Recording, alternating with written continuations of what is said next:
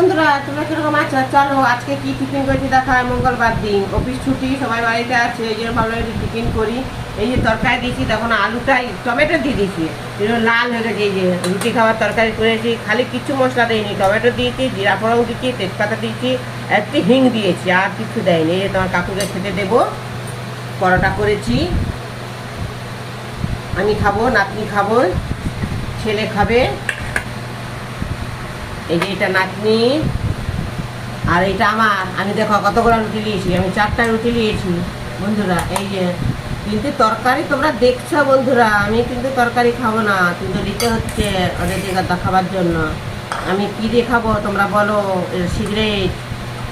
আমি তরকারি খাবো না, কালকে বলেছি না তরকারি খাই না। নিয়েছি, খাবো না তরকারি। আমি একটা জিনিস দিয়ে দিতে খাবো, এটা কী দিয়ে খাবো তোমরা বলবে। এই রান্না বন্ধুরা তোমরা কমেন্ট করবে, আমি কি দিয়ে খাই তোমরা কমেন্ট করে আমাকে জানাবে। কিন্তু তরকারি এটা দেখাবার জন্য আমি তরকারিটা নিচ্ছি, কিন্তু খাবো না আমি।